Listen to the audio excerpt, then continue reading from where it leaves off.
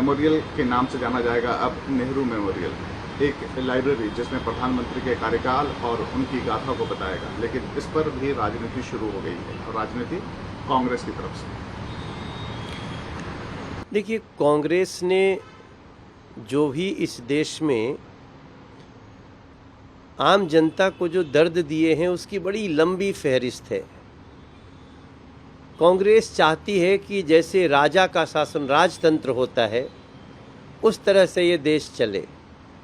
आप अक्सर देखते होंगे इस देश में कि मैक्सिमम संस्थाएं कांग्रेस के नेता नहीं, केवल एक परिवार के नेताओं के नाम से, इंदिरा जी के नाम से, नेहरू जी के नाम से, राजीव जी के नाम से, अब तो सोनिया जी के नाम से भी कुछ स्टेट गवर्नमेंट में करने लगे। तो ये तो राजतंत्र नहीं है, ये लोकतंत्र है, जनता का शासन है, जनता का, जनता के लिए, जनता के द्वारा। नेहरू जी पीएम थे और नेहरू जी के बाद भी बहुत लोग प्रधानमंत्री हुए हैं, बहुत अद्भुत काम किया है।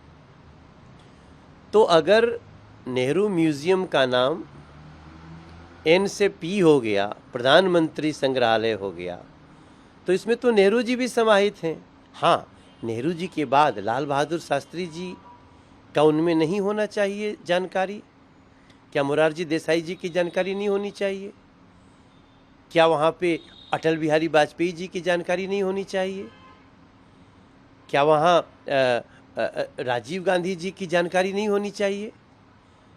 सबसे बड़ी बात है कि क्या वहाँ नरेंद्र मोदी जी अब प्रधानमंत्री बने, उनकी जानकारी नहीं होनी चाहिए? इस देश के जितने भी प्रधानमंत्री हुए हैं उन सभी प्रधानमंत्रियों की जानकारी इस प्रधानमंत्री संग्रहालय करके वहाँ रखा गया है। यहाँ तक कि आप जाएंगे, किसी का मन करे मुझे नेहरू जी के साथ फ़ोटो खिंचानी है तो डिजिटली आप खिंचवा सकते हैं, अटल जी के साथ खिंचवा सकते हैं, बीबी गिरी जी के साथ खिंचवा, जो भी प्रधानमंत्री रहे हैं उनके साथ आप फ़ोटो खिंचवा सकते हैं। उसका नाम प्रधानमंत्री संग्रहालय है।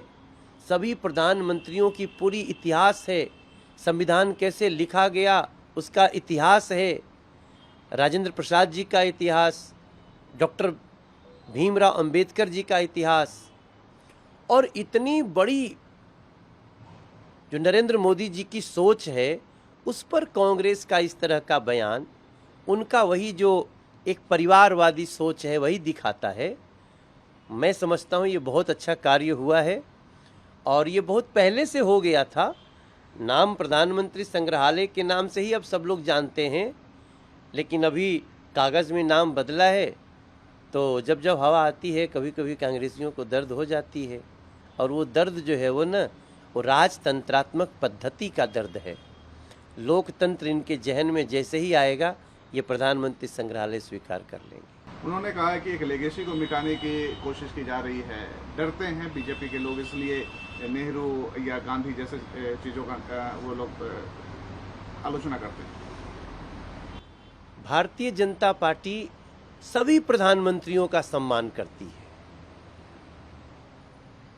कांग्रेस की सोच है कि बस नेहरू जी का, इंदिरा जी का, राजीव जी का, इसके बाद किसी की बात न हो। ये देश ऐसा नहीं चाहता और कांग्रेस की इसी नीति ने उसको जनता की नज़रों में गिराया है। मैं समझता हूँ कि प्रधानमंत्री संग्रहालय में नेहरू जी से लेकर मोदी जी तक सारी जानकारियाँ हैं। नेहरू जी का भी सम्मान है और उनके बाद के सभी प्रधानमंत्रियों का भी सम्मान है। कांग्रेस जरा मन को बड़ा करे तब उसको समझ में आएगा कि हमारे देश के हर प्रधानमंत्री बहुत महत्वपूर्ण है। जयराम रमेश कहते हैं कि एन से शुरू हुआ, पी में तब्दील कर दिया गया। अब देखिए, एन से शुरू हुआ, जयराम रमेश जी कहते हैं पी पे आ गया, तो मुझे तो एनपीए जैसा दिख रहा है कि कहीं कांग्रेस की स्थिति भी तो एनपीए जैसे नहीं हो गई। क्यों ऐसे शब्द याद करते हैं, मेरी समझ में नहीं आता है। वैसे भी कांग्रेस अब नॉन परफॉर्मिंग एसेट की तरह ही है, तो इतना याद न दिलाएं वरना ये भी जोड़ देगी देश की जनता उनके साथ। सर, दिल्ली इससे जुड़ा के चीफ मिनिस्टर ये कहते हैं कि जो स्पीच हुआ है, सौरभ भारद्वाज का कहना है वो फेयरवेल स्पीच है प्रधानमंत्री मोदी का लाल किले से। देखिए, कहते हैं ना कि कई बार ऐसा होता है कि सियार रोते हैं, तो इनके रोने से, एक कहावत है, मैं उसको उद्धृत कर रहा हूँ, उनके रोने से वो जिसके लिए रोते हैं वो हो नहीं जाता है। जो आम आदमी पार्टी है, वो जब चुनाव लड़ी थी तब भी उसको पता था यूनियन टेरिटरी है, जब वादा किया था दिल्ली को तब भी पता था यूनियन टेरिटरी है, और जब उनको परफॉर्म करना था, जब वो कर नहीं पा रहे हैं, तब वो बहाने ढूंढ रहे हैं। ये बहाने ढूंढने की जो इनकी प्रवृत्ति है, अब उसको दिल्ली जान चुकी है।